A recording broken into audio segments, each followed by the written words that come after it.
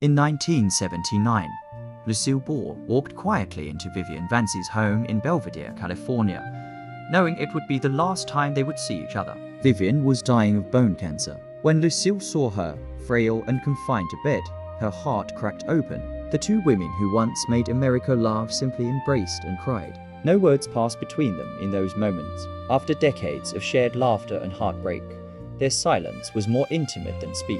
It was a goodbye wrapped in grief, love, and unspoken understanding. Their friendship had begun in 1951 when they were cast together on I Love Lucy. Lucille, already a seasoned performer, was producing the show alongside her husband, Desi Arnaz. She had full control over casting and knew the chemistry between Lucy and Ethel would make or break the show. When Vivian Vance walked into the room for the audition, Lucille had never heard of her, but within minutes of reading lines together, something clicked. Their timing, rhythm, and comedic instincts blended so perfectly that Desi leaned in and whispered, "That's Ethel." Vivian was nearly Lucille's age, elegant and striking, which worried producers who felt she was too glamorous to play the frumpy neighbor. But Lucille insisted. She told them, "I don't want a sidekick. I want a partner who can hold her own." And that is what Vivian became, her partner in comedy and in life. Their off-screen bond deepened during the long production days. Vivian had endured a painful marriage and battled mental health struggles. Lucille had her own troubles with Desi's infidelities. They confided in each other, traveled together, and laughed through exhaustion. While the media often speculated about tensions between them, those who knew them understood their connection was built on complete honesty.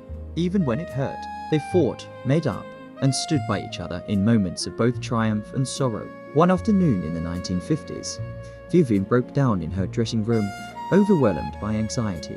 Lucille sat beside her, held her hand, and did not leave for hours. Another time, after a particularly rough audience taping, Lucille threw off her wig backstage and snapped, "V.I.V., if I didn't have you, I'd walk away from all this." Vivian didn't say anything. She just hugged her.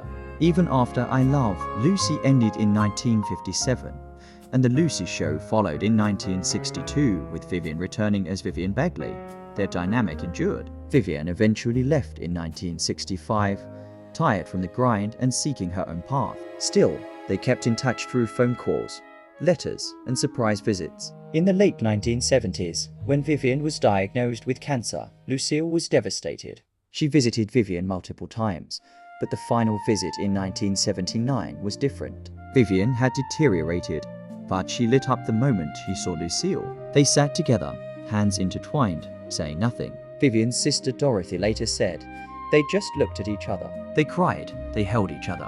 They knew this was it, and that silence said more than words ever could." Vivian Vance passed away on August 17, 1979. When Lucille heard the news, she reportedly sat in her living room, silent for a long time, before whispering, "My V.I.V. is gone."